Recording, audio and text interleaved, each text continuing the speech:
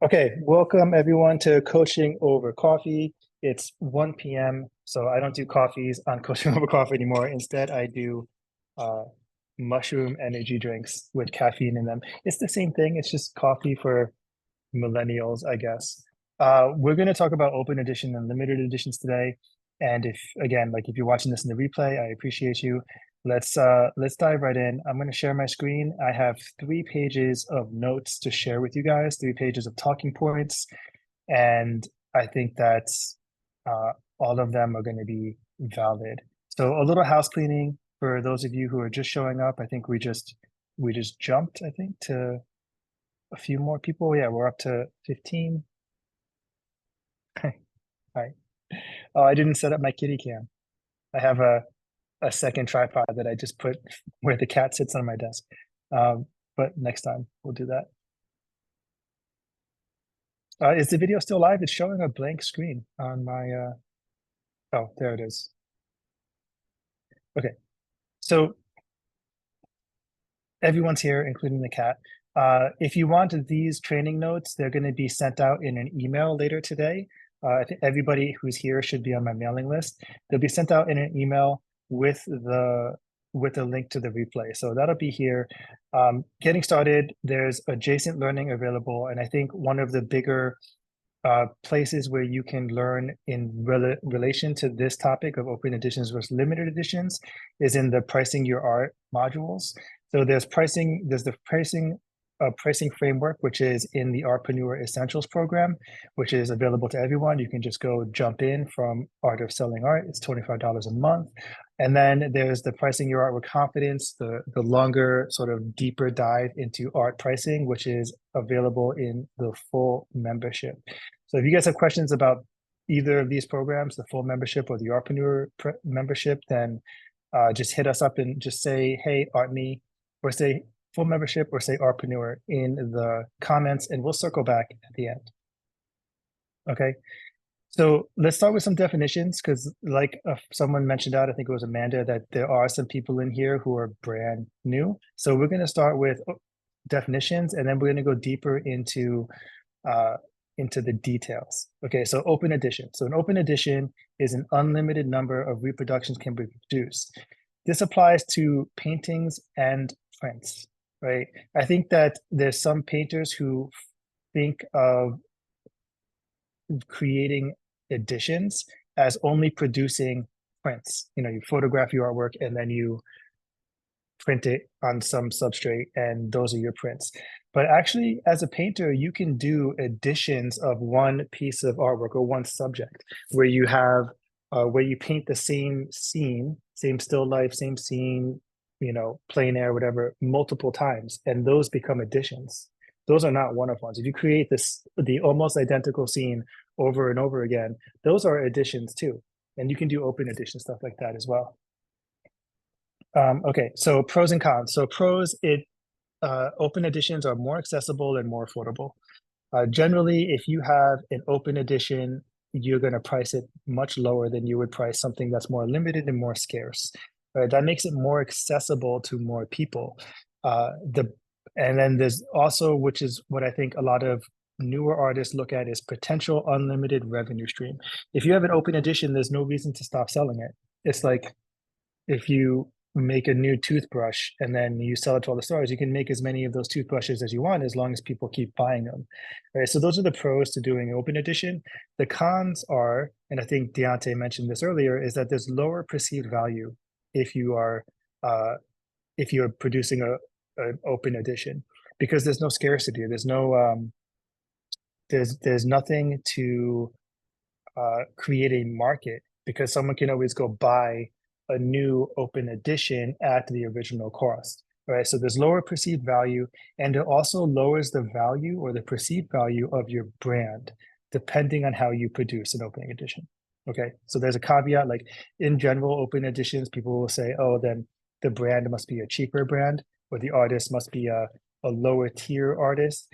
But that really depends on how you market and the message behind. Right? If you've watched the 7 Principles of Marketing, we'll put this in here. Not here. Jason, yeah, 7 Principles of Marketing. If you've watched this, which is module 3, I think, principles of marketing, then you know that the why is how you present what you do in your art business.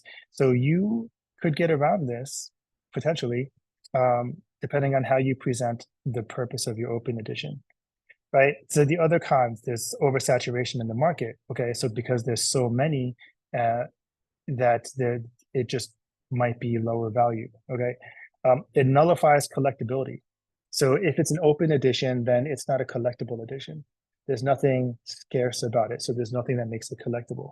And then there's the lack of urgency for the collector. If you have an open edition, it doesn't give anybody the why now should they buy, when they can always come back and just buy it later. So the lack of urgency in the market will keep people from making a decision, a purchasing decision right now. And we want our sales now. So this is a huge con for doing, or a huge negative for doing an open edition. Okay, a limited edition is a fixed number of prints, and well, let me scroll. A fixed number of reproductions, and the numbers of the reproductions are kept accountable. The pros is higher perceived value, and you can charge more for them because there's less of them. Scarcity drives price up. Higher collectability because there's less of them, that turns them into a collectible, and then scarcity. The cons are potentially reduced revenue.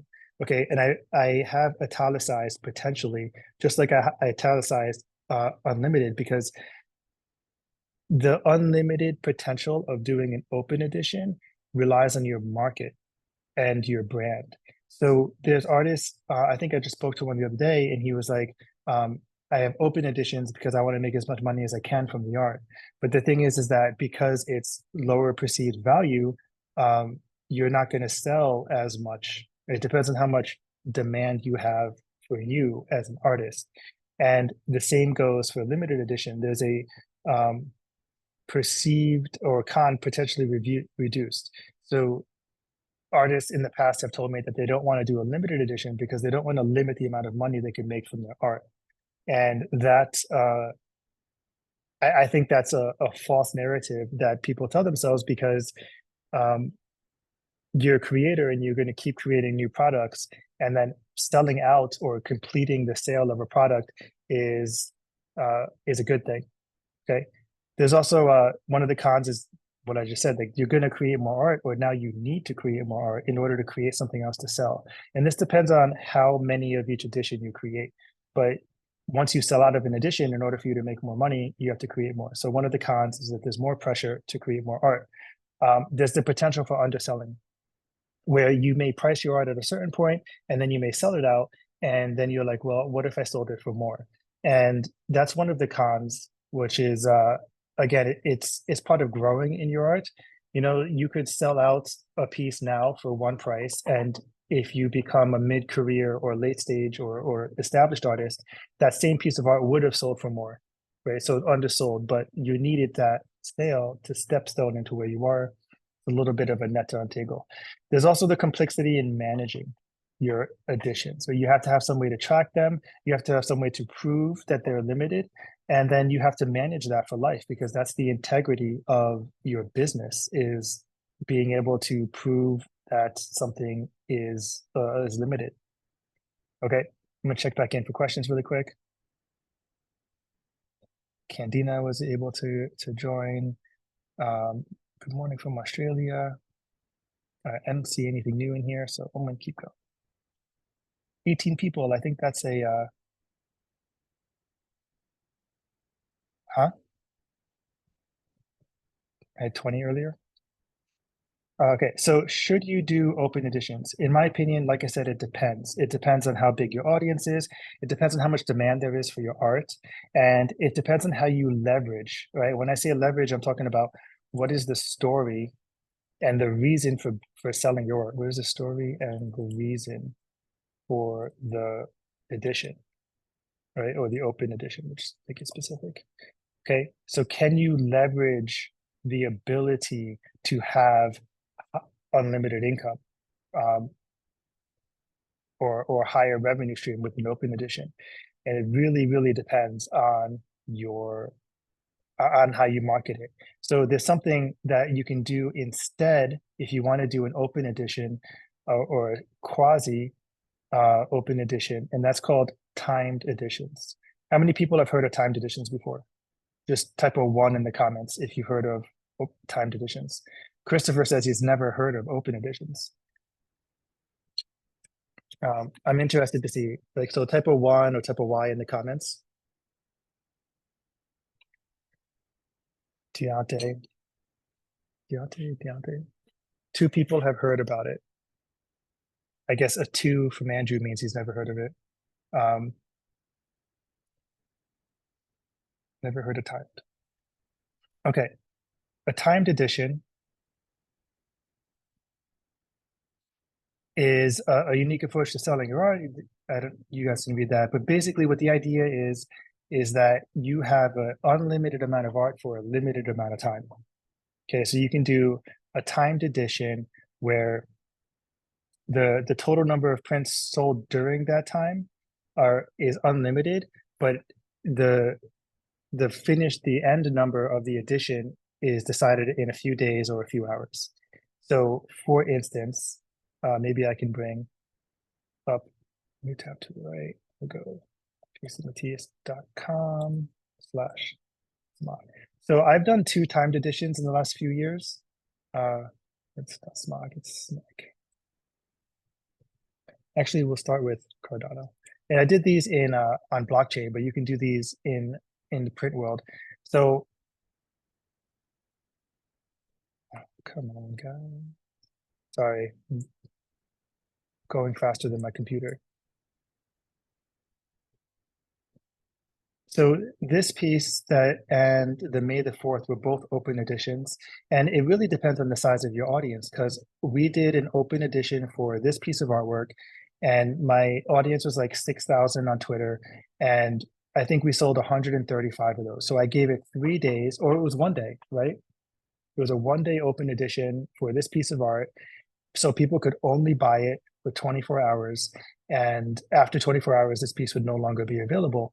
And we sold out 135 of these. And the other open edition I did was for Smog, and this was a 3-day open edition, and I sold 420 of these. So it depends on how big your audience is as to how much you can leverage this this opportunity. But the idea is that you market that you have a new piece of art available, and that the piece of art will only be available for a certain amount of time. And after that sale period ends, no more prints will be produced. So it becomes limited depending on audience engagement. Actually, there's a tutorial inside of TASA for the TASA members on how to do a giveaway and make money at it. And we sold 9,600 and something dollars of 4 pieces of art that will never be available again. They were only available during the promotion. So that was also a timed edition. So what are the pros and cons? Pros, it makes your art accessible to everybody. So you can charge a lower price point and reach a broader market. But at the same time, it creates exclusivity, because after that moment, you will never, the edition is closed. You're able to leverage your audience. Okay, so some of you have thousands of people in your audience. Like I think my combined social media presence is like 30 something thousand, right? 90% of those people, 98% of those people are not potential buyers. Actually, I have a really cool tool that I am going to share with everybody, I guess. But let's say, so I have an email list of 1,700, or this is actually for TASA. So my email list is, anyway, so this is a bell curve, right? So basically with this total follower bell curve of 28,000, some of the people, this is like my ability to reach my high ticket audience is a pretty small percentage, these two right here. So I'm leaving all of these people on basically as fans, because they can't afford my work or it's out of reach. So doing an open edition or a timed edition would allow me to sell to all of these people without really violating the integrity of my business for these people. Okay, I think I'm actually going to do another one of these soon. So you're able to leverage your whole audience by offering a lower tier piece of art. So there's potential for high volume sales, and you get to reward the people who are early, because the people who are early, and this is a really important point when it comes to sales, part of the frame, the potential frame. When you are um, framing your art or yourself as an artist, one of the things that you can do is frame your potential for future value. And people are more willing to buy or invest in potential than they are in success. Okay, so you get to reward early collectors by framing the potential of this art and framing your potential and of your future art collections, and by telling them they're getting in early. You know, this is huge. I didn't even plan to talk about this today, but we'll go back to the top for TASA members, and we'll add for for adjacent learning the ABCs of sales, because that talks about the 7 frames of sales, right? The cons, okay, you're still doing an open edition. So there is a perceived value con depending on how you, again, frame the sale. So the narrative of the sale might reduce the perceived value of you as a brand. This also puts a shit ton of your work out there. And depending on the type of market you're reaching, this might matter, especially in the NFT space. If you have a lot of market saturation, on one hand, it feels like everyone can have a piece of your work, but on the other hand, it's like, oh, look how far this guy has reached. So market saturation is a big narrative issue and how you display your, the narrative of your work, you know. There's a semi lack of urgency.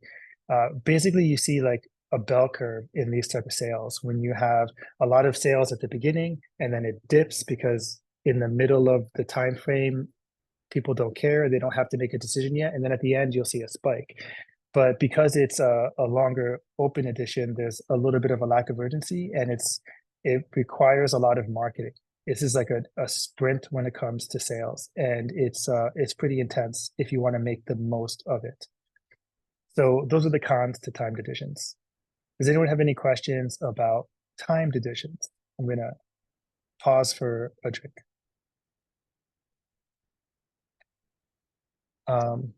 Okay, Mark says, how about portfolio pieces? Would a print in your portfolio count as a limited edition? It absolutely would be a limited. Mark, are you a photographer? Or Mike, are you a photographer? Oops.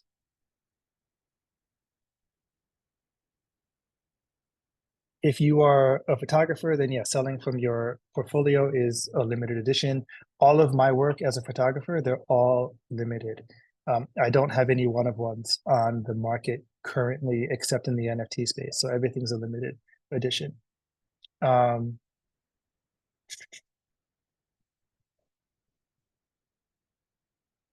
What's up? Oh yeah. Okay. Sorry, my headphones were noise canceling and I couldn't hear Ali. So yeah, all editions. Coco says for timed editions, do you say as much on the COA? Okay, so there's 2 ways to do the timed edition. You can have the timed edition and then produce all the work afterward, and then include the final numbers in the certificate. So, or if you have a longer term timed edition, you could produce the COAs retroactively, and then send them out. So one of the ways I was kind of imagining doing a timed edition is doing them quarterly. Like there's a timed edition that's available for Q1, 2024.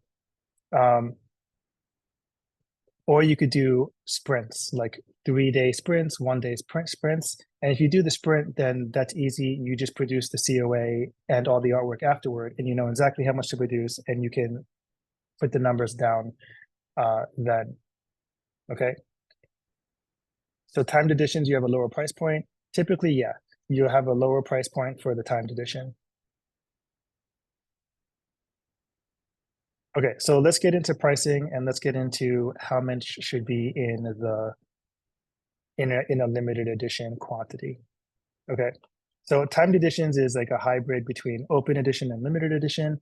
For most of us, aside from doing marketing sprints around a timed edition, we'll be doing limited edition artworks. So limited edition artworks normally include artist proofs, right? Some artists sell their proofs, which is the proof is a small edition of prints, not including the regular edition.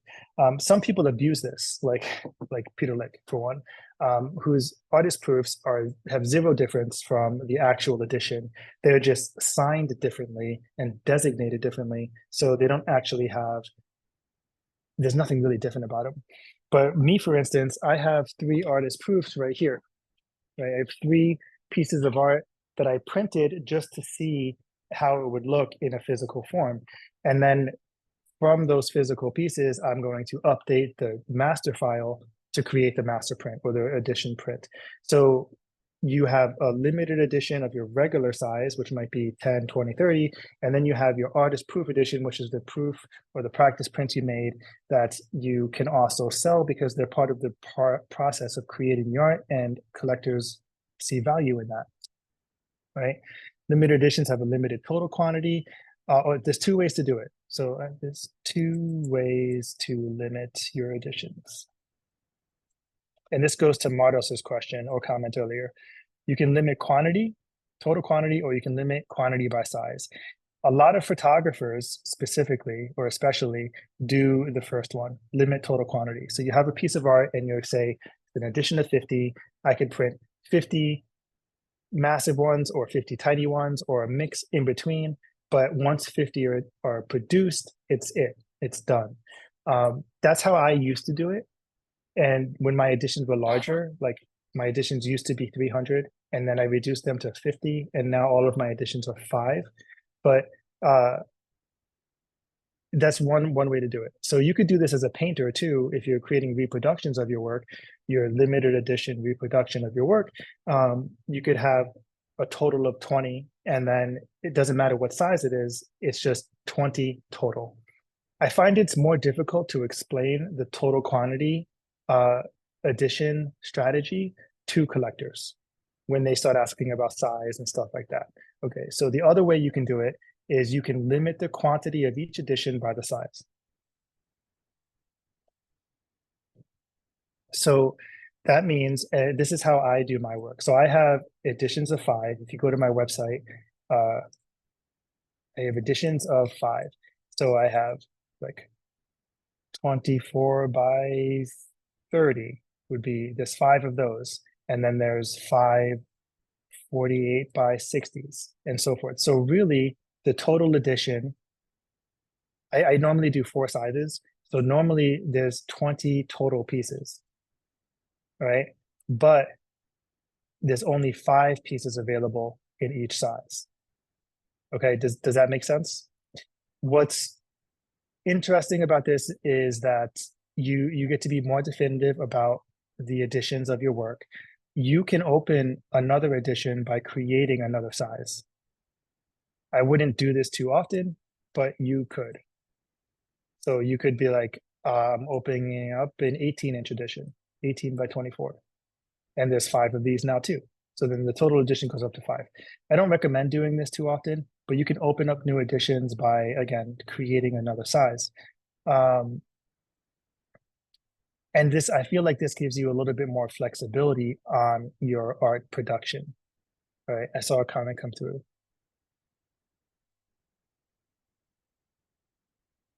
So Mark says that he thinks he heard me mention that I have 2 media. Yeah, so you can choose the media that you are producing your art on. And technically, if you produce your art on a different media, it needs to be a different edition. I say technically, because you get to make the rules.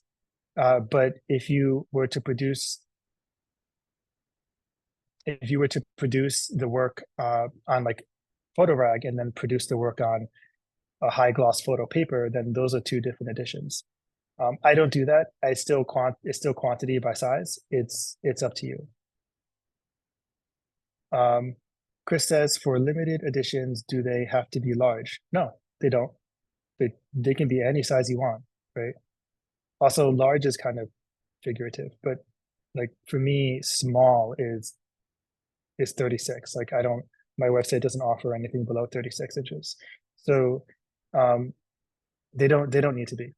Saying the word too much and I can feel it. How many should be in each edition? So here's some things to consider for this question. How much demand do you have for your work? All right. If you have a lot of demand, then you can make bigger editions. Okay. Or you can make the edition smaller and charge more because inside that demand, there should be somebody who can afford the higher price work. So things to consider, how much demand do you have for your work? How much future demand do you anticipate? Right? Your brand identity. Are you trying to be considered as a highly exclusive collectible artist? Or are you a little bit more laxed? Are you running a small business and just want to make it available, but also maintain some level of exclusivity? So if you were the former, the highly in demand, highly exclusive artist, then you might do smaller editions, 3, 5, 10, whatever.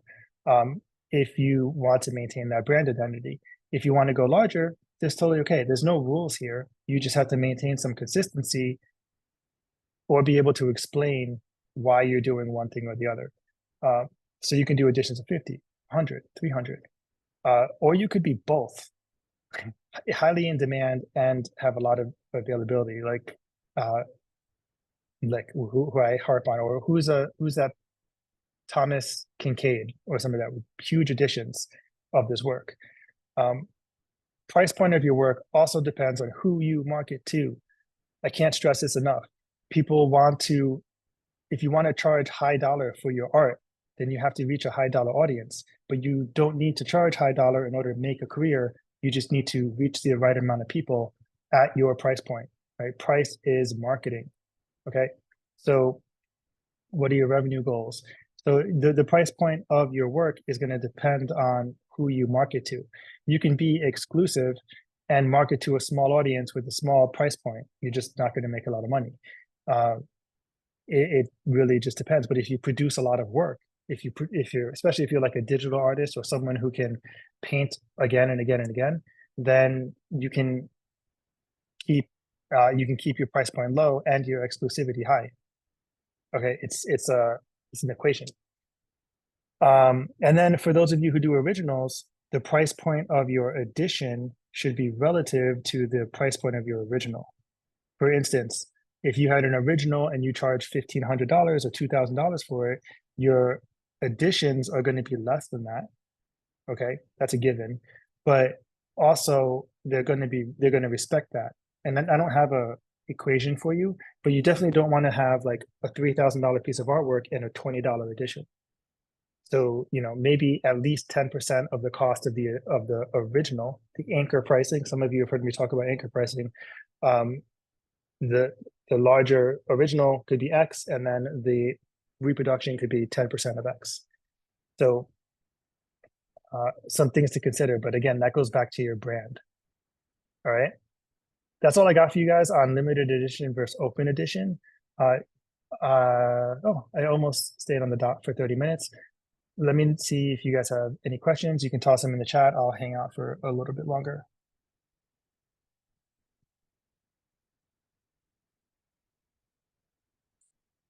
Okay. Oh, I have to refresh this.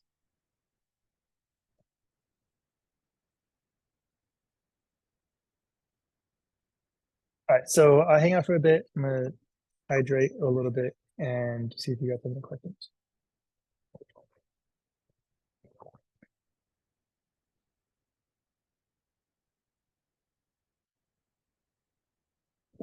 If not, let me know if this was valuable. Let me know if this helped you guys kind of conceptualize this idea of how to edition out your work.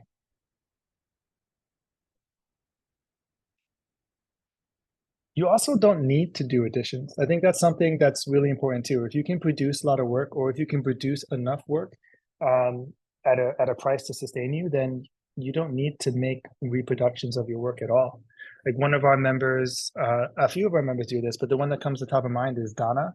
She just does originals and then produces a new original. So she's only selling one of ones. Mark says, or okay, starting in order. Andrew says, how do I price my work? Can that be answered here? I'm not sure where to price my art.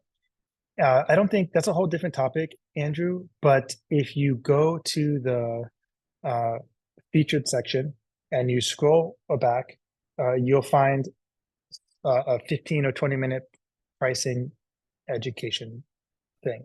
Sorry, I lost my words there for a second. But that's a whole nother topic. How do you price your work?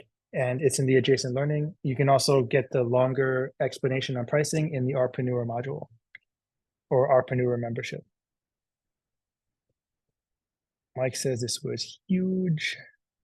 Hypothetically, if one significantly changes the media type, can one convert to LE after being OE? You can do what you want as long as you explain it to people. So just, that's kind of my default. As long as you tell people why you're doing something, then you can do it. But I guess I would recommend against it now that I'm thinking about it. So if you had a piece, so one of the thing that triggered me to make this my coaching over coffee was that I was in a group, which if you're in artist selling art, there's a group selling strategy, and some other artist who's not a member of my program, listed a piece of art or shared a piece of art, and it was like, I have open editions and then I have limited signed editions. And I was like, what is limited if you have an open edition and a signed edition and a limited edition of the same piece of art? There's nothing. Basically, he was trying to upsell his signature. And what's the value in that? Especially if you're not famous, then there's no value in your signature. So if you haven't sold many of your open edition work, then I don't think it'd be a big deal to just stop selling open editions and start offering as a limited, especially if you have a small audience, because everyone who sees your work in the future from now on is just going to see it as limited. If you have sold a fair amount of the open edition, then you just, that piece is forever now not going to be available as a limited. The caveat is if you've only sold like smaller sizes, then you can make a larger limited edition size. It gets a little convoluted when you're doing the transition between open and limited, but just all of your future work and anything that's not been sold before as an open edition, even though you have it listed on your website as an open edition, just take out that wording, everything becomes limited.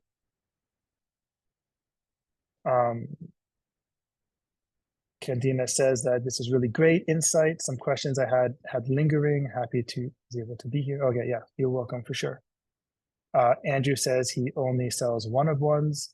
Yeah, Andrew, you definitely want to watch that training on the pricing in the featured section. It's a whole separate topic, but yeah, you also might consider the Artpreneur program or the full membership. Oh, cool. Ali sent you a message, so check your DMs. Yeah, if you got a message, oh, damn it, if you got a message from Ali, it might be in your other folder. Janik says, thank you. I had all my work as limited, but did not sell any, and see other landscape photographers change away from limited, so I did the same. Yeah, it's not so if you haven't sold your work, it may not be the price, it may not be the designation of the size of the edition, especially if you're new to bringing your work to market. It's really just, are you reaching your market? And plainly sharing your work on social media is not necessarily reaching your market. If you don't have a strategy and a way to speak to people to take lookers into buyers, then you're not really marketing and you're just throwing your work out to the world. So I wouldn't limit yourself because of past performance.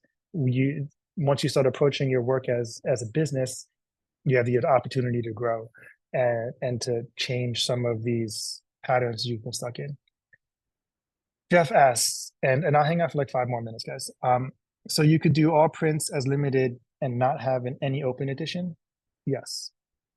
And as for a starter, would that be wise, or should everything be open till you sell it? No, I think everything should be limited. My recommendation is no open editions. Timed editions, cool. Open editions, no.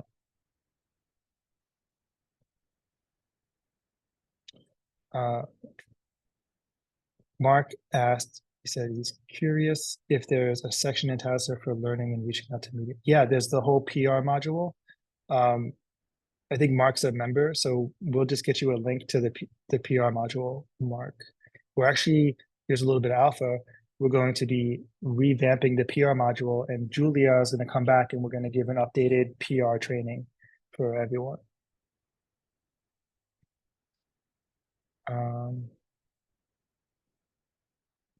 Yeah, Christopher, there's again, so or Ali's going to shoot you a message. There's another training in the feature section about marketing and about creating or generating clients. And it has this like triple Venn diagram. And let me see if I don't have it quickly available, but you have three phases of the customer journey. You have recognition, you have uh, you have discovery, recognition, and loyalty. And most artists get stuck in discovery without really showing that, giving the customer the ability to recognize them as a small business. So you get stuck with a lot of new people without getting a lot of sales. So that's a pattern people get stuck in a lot. Uh, and yeah, let me give this one more refresh and then. Okay, so if you're hanging out, like, what do you, let's give it 2 more minutes. What do you guys want to learn about next week? I'd love to see some of your like topics of friction in your art business, and maybe next week I can make a training on that, and then yeah, I appreciate everyone. While you guys are throwing that in there, I'm just going to share my screen and give you a look at, again, this training or this document will go out in an email in about an hour. I'll send out the replay link, but I want to give you guys a look at, for those of you who haven't checked it out yet. Here is the homepage for TASA, and if you're interested in the Artpreneur Essentials program, again, it's 25 bucks a month. You can check it out here. That will have all of the replays that we do for all of our training, as well as a ton of other information to help you build a strong foundation for your art business. And then from there, if you're interested in a full membership, you can schedule a call and we can go on it from there. So that's theartofselling.art. Theartofselling.art. How to get attention on social media, Heather says, and recommendations on new Patreon page.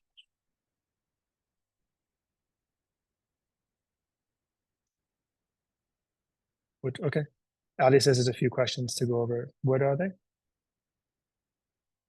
Can you tag me in them and I'll put them up on the shared screen?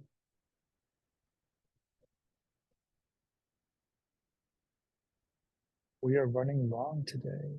All right, new shared.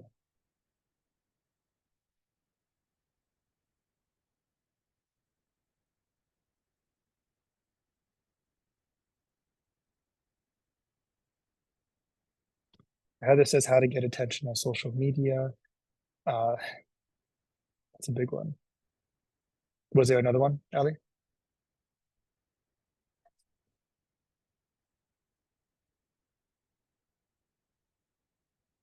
Oh.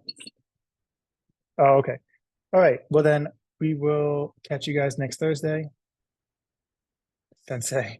And all right. I'll put a smile on my face for the rest of the day. Cheers.